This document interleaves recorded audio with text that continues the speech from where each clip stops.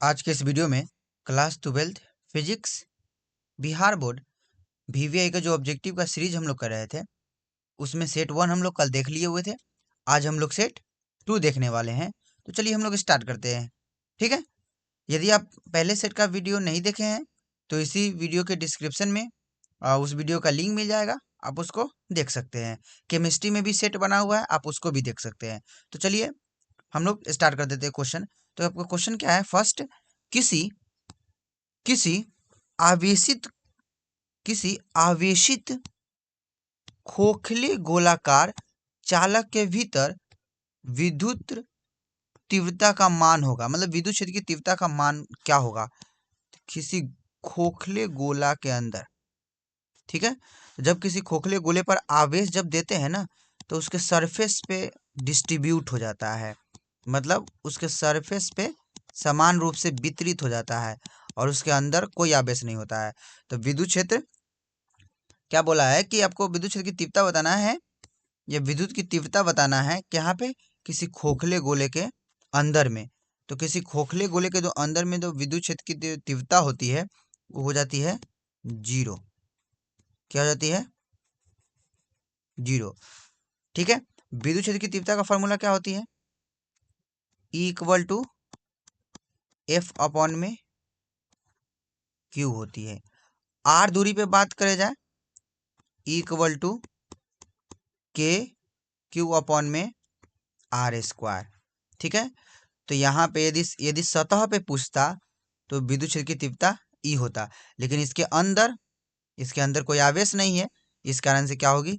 0 होगी। इसका answer option क्या हो जाएगा? सी हो जाएगा। विद्युत क्षेत्र की तीव्रता का मात्रा क्या होता है बताइएगा? यहाँ से एनसी इनवर्स, या इसी को बोल एनसी इनवर्स को भी बोल सकते हैं न्यूटन प्रति कूलम। एक और भी मात्रा के यहाँ से हो सकती है, क्या हो सकती है? वोल्ट प्रति मीटर, जिसको हम लोग विभव प्रवणता से डिनोट करते हैं। E equal to minus DV upon में डीएक्स। ठीक है, विद्युत क्षेत्र की तीव्रता और विद्युत विभव में संबंध होती है और इसका मात्रक वोल्ट प्रति मीटर। तो आप समझ रहे हैं। चलिए अगला क्वेश्चन देख लीजिए, क्या है? 3 संधारित्र जिनमें प्रत्येक की धारिता C है, श्रेणी क्रम में जुड़े हैं, उनकी तुल्य धारिता होगी। श्रेणी क्रम यहाँ पे बताया गया है। तो श्रेणी क्रम संधारित्र 3 संधारित्र जिसको हम लोग किस में जुड़े हैं? श्रेणी क्रम में। ये आपका क्या हो गया? श्रेणी क्रम हो गया। ठीक है, समांतर क्रम किस प्रकार का होता है? तो इस प्रकार का। ठीक है, आमने सामने, ये आपका समांतर क्रम हो गया। श्रेणी क्रम में तो यहाँ पे C1 C2 C3 दिया हुआ है। हम लोग मान लेते हैं यहाँ पे क्या है कि C1 C2 और C3 को C मान लेते हैं, क्योंकि प्रत्येक की धारिता है वो कितनी है? C है। तो C1 equal to C2 equal to C3 equal to हम लोग C मान लेते हैं। C1 C2 C3 को क्या है? C है, क्योंकि सेम है तीनों। तो हमें बताना है तुल्य धारिता क्या होगी। तो तुल्य धारिता निकालने का फॉर्मूला होता है 1 अपॉन में C तुल्य इक्वल टू 1 अपॉन में C1 प्लस 1 अपॉन में C2 प्लस 1 अपॉन में C3। ये आपका C तुल्य निकालने का क्या होता है? फॉर्मूला होता है। तो 1 अपॉन में C तुल्य क्या आ जाएगा? तो वैल्यू रखिएगा 1 अपॉन में C प्लस 1 अपॉन में C प्लस 1 अपॉन में C। 1 अपॉन में C तुल्य इक्वल टू क्या हो जाएगा? एलसीएम लीजिएगा, C हो जाएगा तो 1 प्लस 1 प्लस 1, इसको सॉल्व कीजिएगा क्या आ जाएगा? 1 अपॉन में C तुल्य इक्वल टू 3 अपॉन में C। तो आपको 1 अपॉन में भी C तुल्य आया है, तो इसको पलटिएगा तो आपको C तुल्य जो आ जाएगा, इसको पलटे हैं तो इसको भी पलटना पड़ेगा, तो C अपॉन में 3 हो जाएगा। ठीक है, तो इसका आंसर ऑप्शन C हो जाएगा। समांतर क्रम में क्या होता है फॉर्मूला? तो यहाँ से होता है C तुल्य equal to C1 plus C2 plus C3। ठीक है, इस बात को याद करके रखिएगा। और प्रतिरोधों का भी संयोजन होता है, इस बात को तक ध्यान है। तो प्रतिरोध के श्रेणी क्रम संयोजन का क्या फॉर्मूला होता है? श्रेणी क्रम संयोजन का संयोजन का, ठीक है, ये तो बात ध्यान में होगा। तो वहां पे जस्ट इसका उल्टा हो जाता है, जैसे इसमें 1 में ना C2 लाया है और यहाँ पे C1 C2 बनाया है, तो प्रतिरोध का श्रेणी क्रम आप कीजिएगा ना, तो वहां पे R तुल्य इक्वल टू जो होगा वो R1 plus R2 plus R3 dash dash dash हो जाएगा, ठीक है। और यही समांतर क्रम की बात आ जाए किसमें, प्रतिरोध में, समांतर क्रम संयोजन के लिए, तो यहाँ पे हो जाएगा 1 में R1 प्लस 1 में R2 प्लस 1 में R3। इसको आप लोग ध्यान में रखना है, ठीक है। चलिए अगला क्वेश्चन देख लीजिए, क्या है, विद्युत परिपथ के किसी बिंदु पर सभी धाराओं का बीजगणितीय योग होता है। विद्युत परिपथ के किसी बिंदु पर सभी धाराओं का बीजगणितीय योग होता है। तो आपको ध्यान में आ रहा होगा क्रिकहॉफ या इसी को क्रिचॉफ बोलते हैं। क्रिकहॉफ के कितने नियम, 2 नियम, क्रिकहॉफ का प्रथम नियम और क्रिकहॉफ का द्वितीय नियम। तो क्रिकहॉफ का प्रथम नियम क्या कहता था, किसी बिंदु पर आने वाली धारा और जाने वाली धारा का बीजगणितीय योग क्या होता है, 0 होता है, 0 होता है, मतलब टोटल विद्युत धारा कितनी होगी, 0, बीजगणितीय योग। तो इसका आंसर ऑप्शन सी हो जाएगा। ये आपका जो स्टेटमेंट दिया हुआ है वो आपका क्रिचॉफ का प्रथम नियम से दिया गया है, ठीक है। किससे दिया गया है, क्रिचॉफ का प्रथम नियम से। यहाँ से कुछ क्वेश्चन बनती है, क्या बनती है, तो क्वेश्चन आ सकता है क्रिचॉफ का प्रथम नियम किसके सिद्धांत को पालन करता है, ठीक है। तो आप बता सकते हैं क्या इसका आंसर, किसके सिद्धांत को पालन करता है, बताइएगा। तो ये आपका क्रिचॉफ का जो प्रथम नियम है वो आवेश संरक्षण के सिद्धांत को पालन करता है। किसके संरक्षण को, आवेश संरक्षण के सिद्धांत को पालन करता है। इस बात को ध्यान में रखिएगा, ठीक है। चलिए अगला क्वेश्चन देख लीजिए, व्हीटस्टोन ब्रिज का उपयोग किया जाता है। तो व्हीटस्टोन ब्रिज का उपयोग हम लोग करते हैं अज्ञात प्रतिरोध को ज्ञात करने के लिए या उच्च एवं निम्न प्रतिरोध का मापने के लिए। तो इसका आंसर ऑप्शन सी हो जाएगा, उच्च एवं अल्प दोनों प्रकार के प्रतिरोध को मापने के लिए। अगला क्वेश्चन देख लीजिए, क्या है, अनुगमन वेग Vd और लगाए गए विद्युत क्षेत्र E के बीच संबंध है। अनुगमन वेग Vd और लगाए गए विद्युत क्षेत्र के बीच संबंध क्या है, आपको यही बताना है। इस क्वेश्चन का जो आंसर हो जाएगा वो ऑप्शन बी हो जाएगा, ठीक है। इसका आंसर क्या हो जाएगा, ऑप्शन बी। एक जैसे कि आता भी एक formula Vd equal to mu E, एक ये फार्मूला आ जाता है अनुगमन वेग और विद्युत क्षेत्र में संबंध। एक और भी देखे होंगे, Vd equal to E tau upon में ई, ठीक है, m अपॉन में ई। तो यहाँ पे ये वैल्यू म्यू को ही माना गया है, ठीक है। तो Vd जो समानुपाती होती है विद्युत क्षेत्र के समानुपाती हो जाती है। अगला क्वेश्चन देख लीजिए, क्वेश्चन है 1 हेनरी बराबर होता है, 1 हेनरी बराबर होता है। तो आपका आंसर हो जाएगा 1 हेनरी बराबर जो होता है, 1 हेनरी 10⁻³ मेगा हेनरी के बराबर हो जाता है। तो इसका आंसर क्या हो जाएगा, ऑप्शन ए हो जाएगा, ठीक है। यहाँ से हेनरी के बारे में जानिएगा। तो हेनरी किसका मात्रक होता है, क्या हो, किसका होता है, स्वप्रेरकत्व का, स्वप्रेरकत्व का, ठीक है। हेनरी अन्योन प्रेरण का, स्वप्रेरण या प्रेरक का भी मात्रक होता है, स्वप्रेरण का मात्रक होता है, अन्योन प्रेरण भी बात आ जाए, अन्योन प्रेरण, ठीक है, इसका भी मात्रक क्या होता है, हेनरी आ जाता है। प्रेरण वर्ड आ जाए कहीं पे, ठीक है, या प्रेरक की बात आ जाए तो उसकी मात्रा क्या होगी, हेनरी होगी। चलिए और भी कुछ हम लोग बात यहाँ पे देख लेते हैं।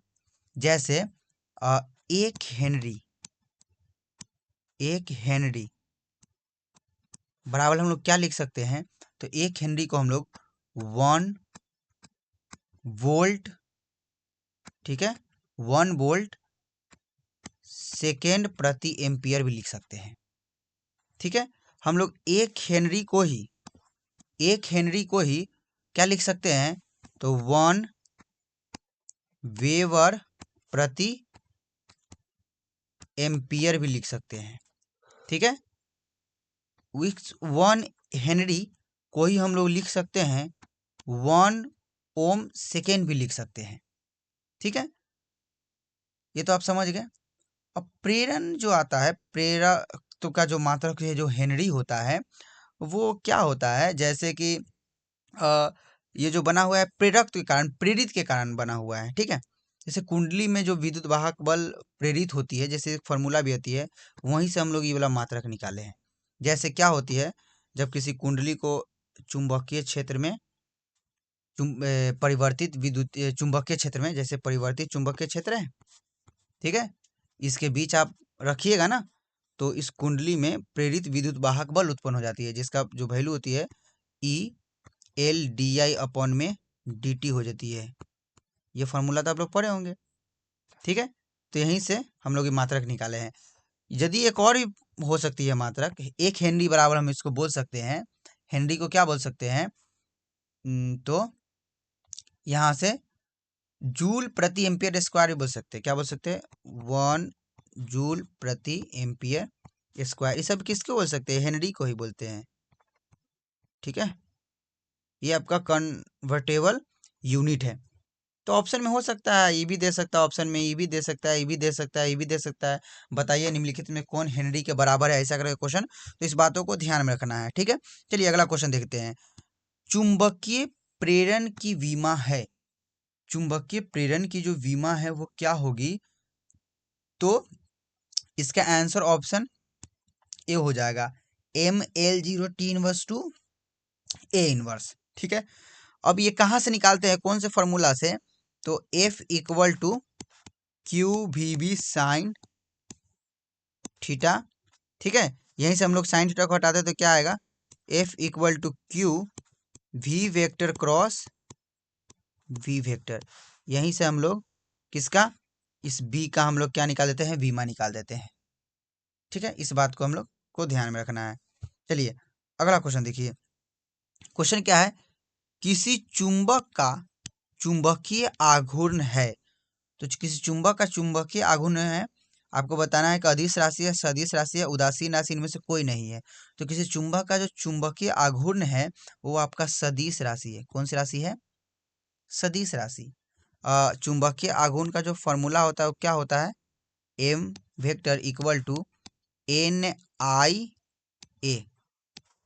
ठीक है, ये फार्मूला हो जाता है।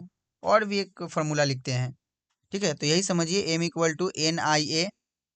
ठीक है, इसका मात्रक आप लोग देख लीजिए, तो मात्रक क्या हो जाएगा, मात्रक देखिए n फेरों की संख्या होती है, आई को बोलते हैं हम लोग एम्पियर।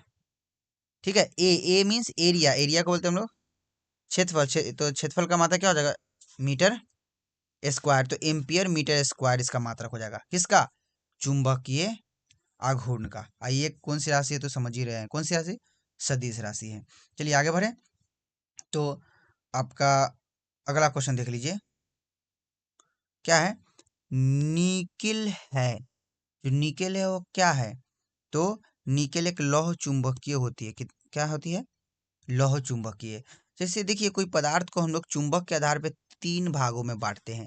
एक हम लोग बोलते हैं क्या, प्रति चुंबकीय, प्रति चुंबकीय, जो चुंबकीय क्षेत्र में ध्रुवल रूप से प्रतिकर्षित होती है उसको प्रति चुंबकीय बोलते हैं। जैसे जैसे Ag, Au, कॉपर।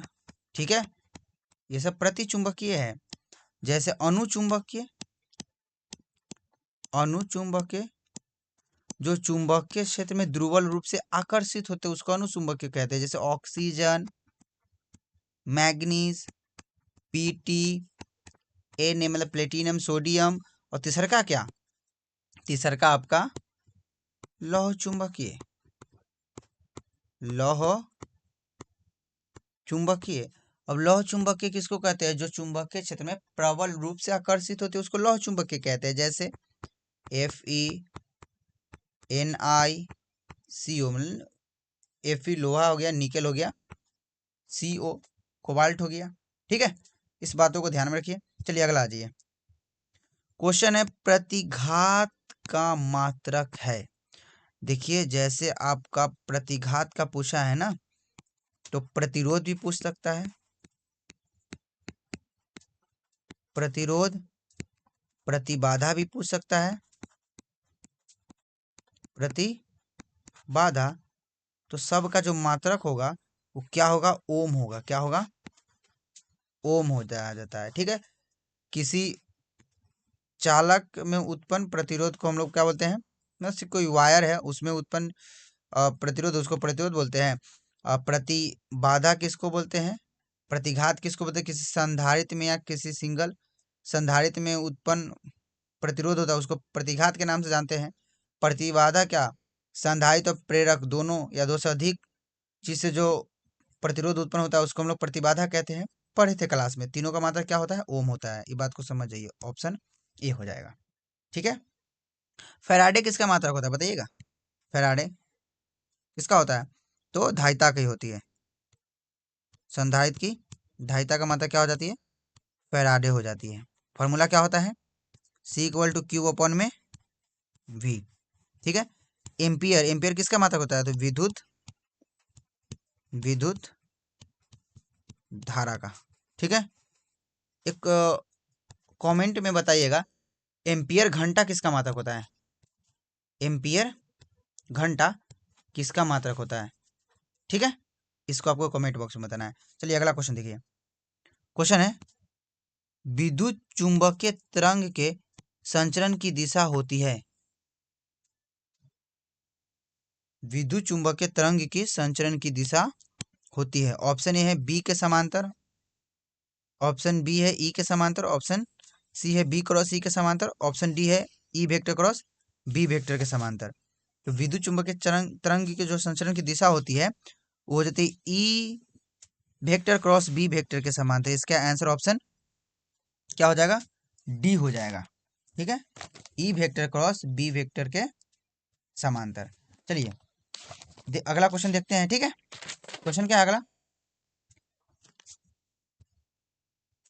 अगला क्वेश्चन, कांच से हवा में प्रवेश करते समय प्रकाश का क्रांतिक कोण सबसे कम किस रंग के लिए होता है। तो कांच से हवा में प्रकाश, ठीक है, कांच से हवा में प्रवेश करते समय प्रकाश का क्रांतिक कोण सबसे कम किस रंग के लिए होता है। तो बात को पहले समझिए, आप प्रकाश को भेज रहे हैं किस माध्यम से, ठीक है, ये आपको पता होना चाहिए, सघन माध्यम। देखिए कांच जो है वो सघन माध्यम है, कौन से माध्यम है, सघन। हवा जो है विरल माध्यम है, क्या है, विरल। सघन मतलब जो ज्यादा घन है, जिसका मॉलिक्यूल ज्यादा घन है उसको सघन कहते हैं, जो विरल मतलब जिसका मॉलिक्यूल दूर दूर है उसको विरल कहते हैं। तो जब प्रकाश एक सघन माध्यम मतलब कांच से विरल माध्यम हवा में प्रवेश करती है तो क्रांतिक कोण के लिए जो फॉर्मूला होती है वो IC द्वारा सूचित करते हैं। इसके लिए जो फॉर्मूला होती है साइन IC=1 में म्यू। ठीक है, ये आपका हो जाती है। तो अब इसमें पूछा है कि सबसे कम किस रंग के लिए होता है, तो सबसे कम जो होता है वो आपका किसके लिए हो जाता है, तो बैगनी के लिए हो जाएगा। इसका आंसर ऑप्शन डी हो जाएगा। यदि यही पूछता कि किस रंग के लिए आपका क्रांति कोण सबसे अधिक होता है तो क्या आंसर लगाते, लाल लगाते। ठीक है, क्या लगाते, लाल लगाते। इस बात को आपको ध्यान में रखना था। ठीक है, और यहाँ से क्या क्या क्वेश्चन बन सकती है इस बातों को हम लोग देखते हैं। तो क्वेश्चन आएगा किस रंग का तरंग दैर्घ्य सबसे ज्यादा होता है, तरंग दैर्घ्य, तो बताइएगा लाल का। ठीक है, किस रंग का तरंग दैर्घ्य सबसे कम होता है? तरंग दैर्घ्य तो बैगनी का सबसे कम होता है, बैगनी का सबसे कम होता है। ठीक है, इस बात को समझ गए। अपवर्तनांक पे आ जाएगा कि जब प्रिज्म में प्रकाश की किरण गुजारते हैं तो सबसे कम अपवर्तनांक किसमें होता है। ठीक है, विचलन पे भी बात आ जाए, जब प्रकाश की किरण प्रिज्म से गुजरती है तो विचलन किस रंग का सब विचलन कौन किस रंग का सबसे ज्यादा होगा या सबसे कम होगा, इस बात को भी ध्यान में रखेगा। तो पहले अपवर्तनांक की बात कर लेते हैं। तो सबसे अधिक जो जिसका अपवर्तनांक होगा, अपवर्तनांक किसका अधिक होगा? अधिक, तो अपवर्तनांक जिसका अधिक होता है वो हो जाता है आपका बैगनी। क्या हो जाएगा? बैगनी। और अपवर्तनांक जिसका कम होता है, अपवर्तनांक कम होता है वो आपका हो जाता है क्या? लाल। ठीक है, आगे देख लीजिए। विचलन कोण किसका सबसे ज्यादा होती है? विचलन कोण, तो विचलन कोण सबसे ज्यादा किसका होती है? बैगनी का। ठीक है, और विचलन कोण सबसे कम किसका होती है? विचलन कोण सबसे कम आपका किसका हो जाती है? तो लाल का हो जाती है। ठीक है, और भी एक दो क्वेश्चन बनती है, क्या बनती है? प्रकीर्णन सबसे अधिक किसका होती है? प्रकीर्णन सबसे अधिक किसका हो जाती है? तो बैगनी का हो जाती है सबसे अधिक प्रकीर्णन। और सबसे कम किसका होती है? प्रकीर्णन सबसे कम, तो ये आपका हो जाती है किसका? लाल का। ये कौन बताया? ये रेले महोदय ने बताया कि कौन कितना प्रकीर्णित होगा। तो ये एक अति विधि है कि प्रकीर्णित जो प्रकाश जो होती है वो तरंगदैर्घ्य के 1/4 के समानुपाती होती है, यही मतलब हुआ। मतलब जो तरंगदैर्घ्य होगा प्रकीर्णित प्रकाश की कितना प्रकीर्णित होगा, ये आपका रेले महोदय बताते हैं कि तरंगदैर्घ्य के 1/में तरंगदैर्घ्य के पावर 4। ठीक है, चलिए अगला क्वेश्चन देख लीजिए। हीरा का अपवर्तनांक लगभग होता है, तो हीरा का जो अपवर्तनांक होता है वो 2.42 होता है। इसका आंसर ऑप्शन सी हो जाएगा। अगला क्वेश्चन देख लीजिए, क्या है? एक उभयोत्तल लेंस जिसका अपवर्तनांक दिया है 1.5 के प्रत्येक तल की वक्रता त्रिज्या 20 सेंटीमीटर है, तो लेंस की क्षमता होगी। उभयोत्तल लेंस बताया है, मतलब दोनों तल कैसा होगा? उत्तल की तरह होगा, इसका मतलब उभयतल। तो देखिए क्वेश्चन बनेगी आपकी, लेंस मेकर सूत्र पढ़े होंगे। कौन सा सूत्र? लेंस मेकर फॉर्मूला क्या होता है? 1/f equal to mu minus 1/r1 minus 1/r2। देखिए इसमें दिया क्या हुआ है आपका, ये म्यू दे दिया हुआ है, या एन उसी को बोलते हैं 1.5 दे दिया हुआ है। ठीक है, आपका R1 भी दे दिया हुआ है, कितना दे दिया हुआ है? 20, जिसको प्लस में लेंगे। R2 जिस विपरीत में हम लोगों को प्रकाश की गति करेगी, इसका आंसर इसको लेंगे हम लोग -20 सेंटीमीटर। ठीक है, चलिए फॉर्मूला लगाइए। आपको निकालना है असल में क्या? लेंस की क्षमता, आपको P निकालना है, इस बात को ध्यान में रखिएगा। P निकालने के लिए आपको F पता होना चाहिए। ठीक है, P निकालने के लिए आपको F पता होना चाहिए। तो चलिए पहले F निकालते हैं। तो क्या हो जाएगा? 1/f इक्वल टू म्यू के जगह पे value 1.5 minus 1 equal to 1/20 minus 1/20। तो 1/f इक्वल टू क्या हो जाएगा? घटाइएगा तो 0.5, यहाँ पे भाग दीजिए। 1/20 माइनस माइनस क्या हो जाएगा? प्लस 1/20, तो आपका क्या हो जाएगा? 2/20। तो 1/f इक्वल टू 0.5 गुण है 2 में क्या हो जाएगा? 20। ठीक है, पॉइंट को उड़ाइए, नीचे कितना आएगा? 10। ठीक है, कितना जाएगा 10, 5 से 5 दूनी 10, 2 से 2 कट गया, तो जो एफ का जो वैल्यू आएगा कितना आएगा, इसको ऊपर भेज दीजिए, तो 20 सेंटीमीटर आएगा। एफ का वैल्यू कितना आएगा 20 सेंटीमीटर। आप इसको बदल लीजिए किस में, मीटर में, या सही रहने दीजिए, कोई दिक्कत नहीं है। सेंटीमीटर में है तो सेंटीमीटर में जो क्षमता होती है वो क्या होती है फॉर्मूला, तो 100 अपॉन में एफ, ये आपका हो जाती है लेंस की क्षमता का फॉर्मूला। एफ किस में भी, सेंटीमीटर में, इस बात को ध्यान में रखिएगा। तो पी इक्वल टू क्या हो जाएगा 100 अपॉन में एफ के जगह पे वैल्यू कितना अभी निकाले हैं 20, भाग दीजिए, 0 0 कट गया, 2 से 2 पंचे 10, तो पी का जो वैल्यू आया 5 डायोप्टर आएगा। तो इसका आंसर जो होगा ऑप्शन क्या हो जाएगा, ऑप्शन ए हो जाएगा। ठीक है, 5 डायोप्टर। चलिए अगला क्वेश्चन देख लीजिए क्या है, व्यतिकरण फ्रिंज की चौड़ाई होती है, तो व्यतिकरण के लिए फ्रिंज की चौड़ाई होती है beta equal to D lambda upon में डी। देख लिए कौन सा आंसर हो जाएगा, तो इसका आंसर ऑप्शन ए हो जाएगा। अगला क्वेश्चन क्या है, प्रकाश की अनुप्रस्थ तरंग प्रकृति की पुष्टि कौन करता है, तो प्रकाश एक अनुप्रस्थ तरंग है, इस प्रकृति की जो पुष्टि करता है वो आपका ध्रुवन करता है। इसका आंसर ऑप्शन सी का है। अगला क्वेश्चन, प्लांक नियतांक की विमा है, तो प्लांक नियतांक के बारे में कुछ बातें जान लेना होगा। ठीक है, जो फोटोन की जो एनर्जी होती है वो कितनी होती है, तो E equal to H nu, यहाँ पे एच क्या है, प्लांक नियतांक है, प्लांक नियतांक, तो ई अपॉन में क्या हो जाएगा, एच बराबर ई अपॉन में न्यू हो जाएगा। यहीं से हम लोग मात्रक भी निकालते हैं और बीमा भी निकालते हैं। ठीक है, अब इसका वैल्यू भी होता है, प्लांक नियतांक कांस्टेंट, मतलब जो नियतांक है प्लांक कांस्टेंट, इसका वैल्यू क्या होता है, तो जाता है 6.625 गुने 10 के पावर माइनस 34 जूल सेकेंड। ठीक है, ये आपका वैल्यू हो जाता है, ध्यान में रखना है। प्लांक नियतांक का मात्रक भी पूछा जाता है, क्या होता है, जूल सेकेंड होता है।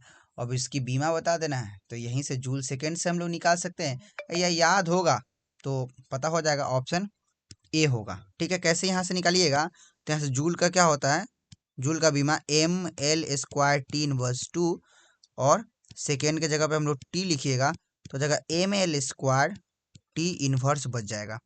ठीक है, तो ऑप्शन तो हम लोग टिक पहले से ही लगा चुके हैं।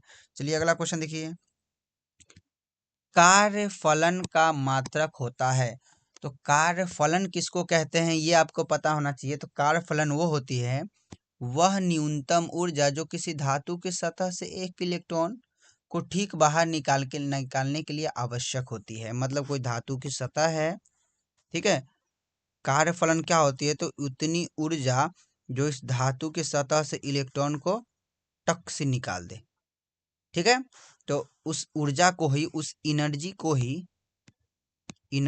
ही हम लोग क्या कह देते हैं, कार्यफलन कर देते हैं, कह देते हैं। ठीक है, तो असल में एक एनर्जी है तो उसका मात्रा क्या होगा, जूल होगा, या एनर्जी का मात्रक इलेक्ट्रॉन वोल्ट भी होता है, तो इसका आंसर ऑप्शन सी हो जाएगा। ठीक है, एनर्जी का मात्रा क्या होती है, जूल होती है, एनर्जी का मात्रा क्या होती है, इलेक्ट्रॉन वोल्ट होती है।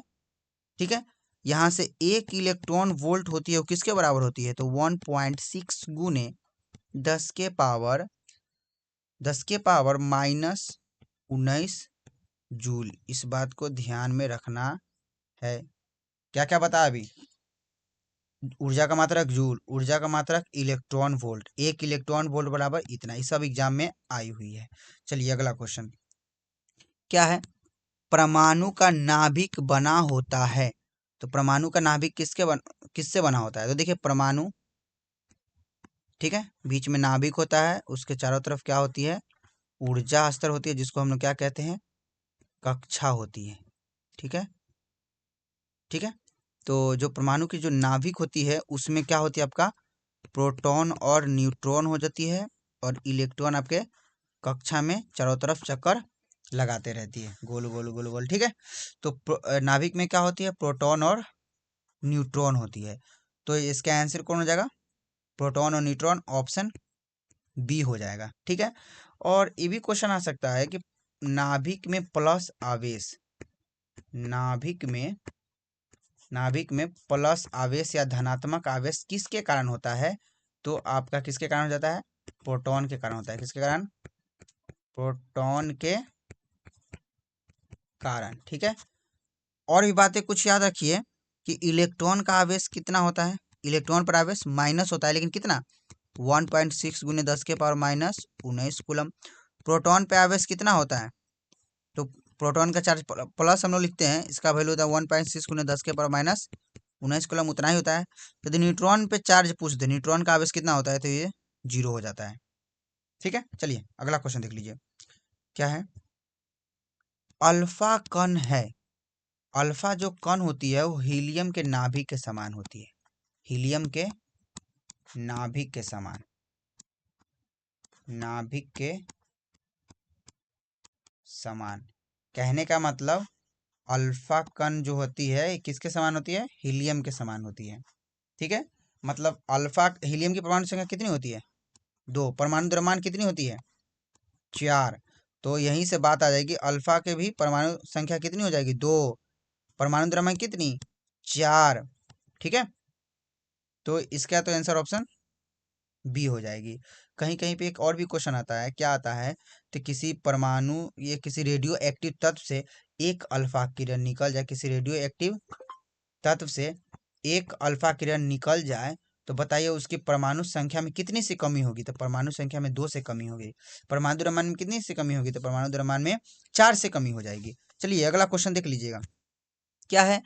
बीटा किरण विक्षेपित होती है।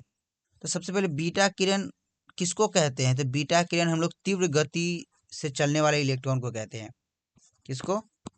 तीव्र गति से चलने वाले इलेक्ट्रॉन को, चलने वाले इलेक्ट्रॉन को।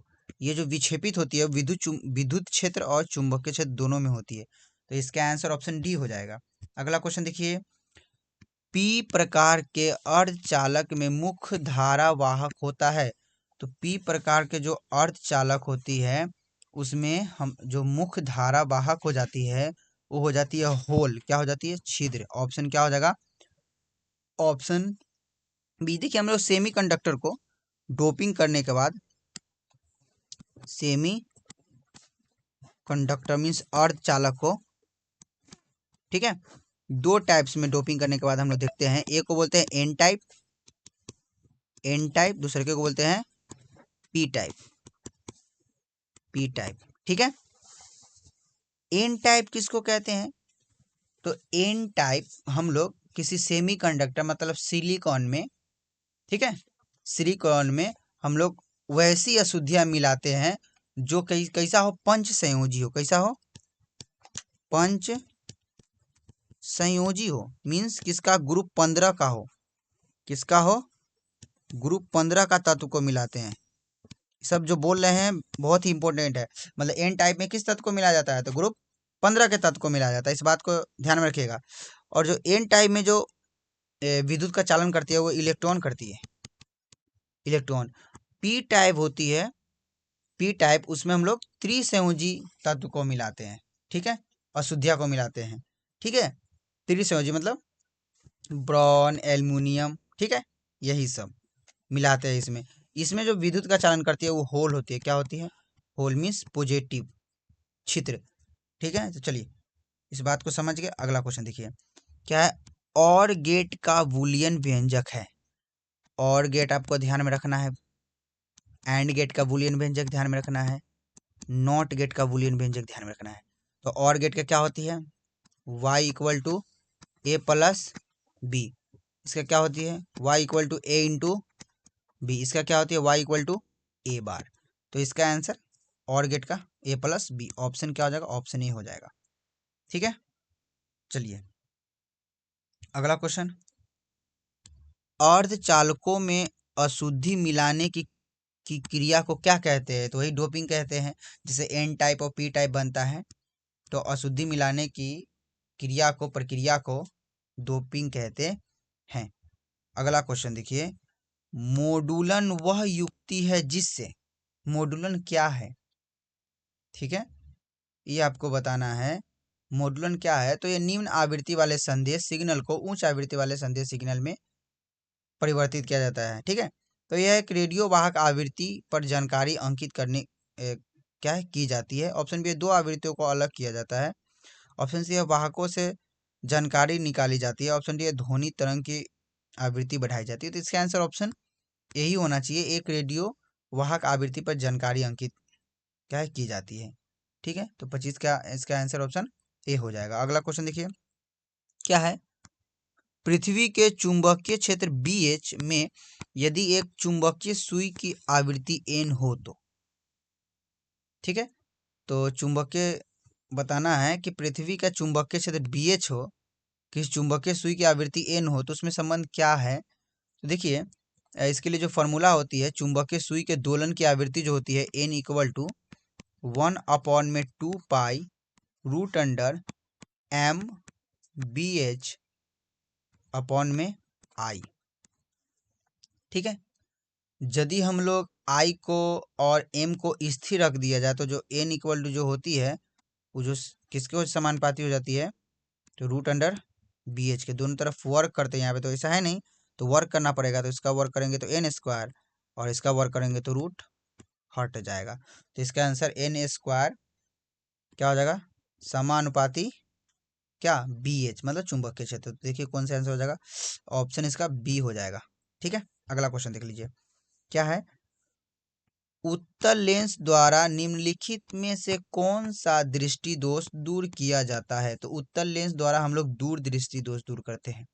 निकट दृष्टि दोष को हम लोग किसको, तो अवतल लेंस के द्वारा, अवतल लेंस के द्वारा हम लोग करते हैं। जरा दूरदर्शिता को किसके द्वारा, द्विफोकल या बाईफोकल, द्विफोकल या इसी को हम लोग क्या बोलते हैं, बाई फोकल लेंस द्वारा, ठीक है।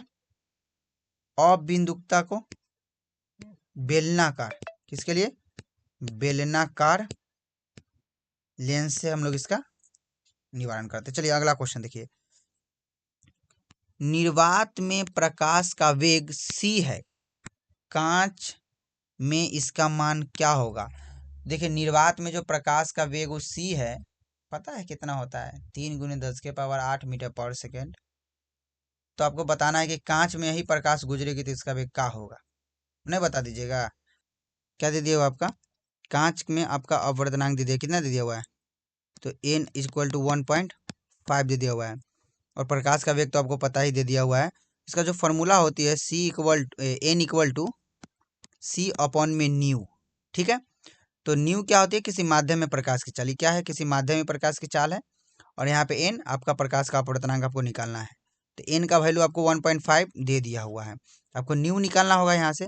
तो c अपॉन में n हो सकती है, यहाँ पे न्यू का न्यू रहने देते हैं, c के जगह पे c रहने देते हैं, n के जगह पे 1.5 डाल देते हैं। पॉइंट का उड़ाइएगा, नीचे कितना आएगा, 10 आ जाएगी। 5 दूनी 15 और 5 दूनी 10, तो क्या हो जाएगा, यहाँ से 2 ऊपर जाएगा। तो न्यू का जो वैल्यू आएगा वो 2 ऊपर चला जाएगा, c अपॉन में 3, 2c अपॉन में 3 हो जाएगा। तो इसका आंसर कौन हो जाएगा, 2c अपॉन में 3, ऑप्शन बी हो जाएगा इसका आंसर, ठीक है। अगला क्वेश्चन, डायनमो के कार्य का सिद्धांत आधारित है। तो डायनमो का जो कार्य है वो किस सिद्धांत पर आधारित है, तो इसका जो आंसर हो जाएगा ऑप्शन बी हो जाएगा, विद्युत चुंबकीय प्रेरण के सिद्धांत पे है आधारित है, ठीक है। अगला क्वेश्चन देख लीजिए, क्या है, चुंबकीय आघूर्ण का एसआई मात्रक है। तो चुंबकीय आघूर्ण का एसआई मात्रक क्या होगा, तो हम ही देखे अभी फॉर्मूला चुंबकीय आघूर्ण का, क्या देखे हैं, NIA। तो आई को हम लोग, आई का मात्रक हम लोग बोलते हैं एम्पियर, और क्षेत्रफल का मात्रक बोलते हैं मीटर स्क्वायर। तो एम्पियर मीटर स्क्वायर चुंबकीय आघूर्ण का मात्रक का ऑप्शन ए हो जाएगा। अगला क्वेश्चन देखिए, विद्युत परिपथ की शक्ति होती है। तो विद्युत परिपथ की जो शक्ति होती है वो हम लोग P से डिनोट कर देते हैं। तो P इक्वल टू क्या होती है, VI, एक ही होती है। इसी में हम लोग फार्मूला को डालते हैं, वही ओम वाला नियम वाला। तो एक और भी फार्मूला बन सकती है, क्या बन जाती है, I² R। और एक और भी फार्मूला बन सकती है, क्या बन सकती है, P equal to V square upon में आर। ठीक है, तो ये तीनों आपका किसका होती है, विद्युत परिपथ की शक्ति का मात्रक होती है, याद करके रखना है। ठीक है, एग्जाम में आता ही है। इसका इसमें ऑप्शन में कौन हो जाएगा इसका आंसर, तो इसका आंसर ऑप्शन क्या हो जाएगा, वी स्क्वायर अपॉन में आर, ऑप्शन सी हो जाएगा। ठीक है, इसमें का सी ही दिख रहा है यहाँ पे। चलिए, और देखिए शक्ति का मात्रक क्या होती है, शक्ति का मात्रक वाट होती है। क्या होती है, वाट। हम वाट को ही बोल सकते हैं, क्या बोल सकते हैं, जूल प्रति सेकेंड भी बोल सकते हैं। ठीक है, अगला क्वेश्चन देखिए, लेंस की क्षमता का मात्रक होता है, तो लेंस की क्षमता का मात्रक डायोप्टर होता है। किसका होता है, डायोप्टर। जूल किसका मात्रक होता है, तो ऊर्जा का मात्रक होता है। ठीक है, ऊर्जा का मात्रक और भी होता है, क्या होता है, इलेक्ट्रॉन वोल्ट भी होता है। ठीक है, कैंडेला, ज्योति तीव्रता का मात्रक कैंडेला होता है। वाट किसका मात्रक होता है, तो शक्ति का मात्रक वाट होता है। ठीक है, चलिए अगला क्वेश्चन देख लीजिए, एक सरल सूक्ष्मदर्शी की आवर्धन क्षमता होती है, तो सरल सूक्ष्मदर्शी की आवर्धन क्षमता क्या होगी, तो इसमें दो कंडीशन होता है। जब अंतिम प्रतिबिंब स्पष्ट न्यूनतम दूरी पर बनता है तो अधिकतम जो आवर्धन क्षमता होती है, जो अधिकतम आवर्धन होती है वो m equal to 1 plus D upon में f हो जाती है। ठीक है, तो इसका जो आंसर हो जाएगा ऑप्शन बी हो जाएगा। क्या हो जाएगा, ऑप्शन बी। एक और भी कंडीशन होती है, जब अंतिम प्रतिबिंब अनंत पर बनता है तो न्यूनतम आवर्धन क्या होता है, तो m equal to D upon में f हो जाती है। ठीक है, समझ रहे होंगे। चलिए अगला क्वेश्चन देख लीजिए, क्या है, आयन मंडल के लिए क्रांतिक आवृत्ति FC होती है, तो आयन मंडल के लिए आपको बताना है कि क्रांतिक आवृत्ति क्या होती है। तो यहाँ जो फॉर्मूला होता है FC आयन मंडल के लिए √9 n मैक्स हो जाती है। ठीक है, तो यहीं से हम लोग निकालेंगे, रूट को हम लोग क्या लिख देते हैं, FC 9, इसी रूट को हम लोग 1/2 लिख देते हैं। पावर में 1/2 को हम लोग क्या बोलते हैं, √अंडर बोलते हैं। तो इसका आंसर क्या हो जाएगा, ऑप्शन ए हो जाएगा। ठीक है, अगला क्वेश्चन देखिए, क्या है, इलेक्ट्रॉन वोल्ट मापता है, तो इलेक्ट्रॉन वोल्ट किसको मापता है, तो ऊर्जा को मापता है। ठीक है, इलेक्ट्रॉन वोल्ट किसका मात्रक है, तो ऊर्जा का मात्रक है। ध्यान में रखिएगा, किसका, ऊर्जा का। ठीक है, ऊर्जा का मात्रक एक और भी होता है, क्या होता है, जूल भी होता है। तो एक इलेक्ट्रॉन वोल्ट भी आता है, क्या कितना बराबर होता है, तो एक इलेक्ट्रॉन वोल्ट बराबर जो बराबर होता है 1.6 × 10 के पावर -19 जूल के बराबर होता है। इस बात को ध्यान में रखिएगा। तो चलिए हम लोग आज 35 क्वेश्चन को समाप्त किए। आई होप ये वीडियो आपको बहुत अच्छा लगा होगा, क्योंकि इसमें हम लोग जो भी आपका एग्ज़ाम में क्वेश्चन बनने वाला होगा, आपका एक तरह से टोटल रिवीजन करा दिए हैं। ठीक है, रिवीजन, अच्छा रिवीजन हो गया होगा। तो चलिए इस वीडियो को आप अपने दोस्तों में शेयर कर सकते हैं। तो हम लोग इस वीडियो में इतना ही रहने देते हैं। वीडियो देखने के लिए धन्यवाद।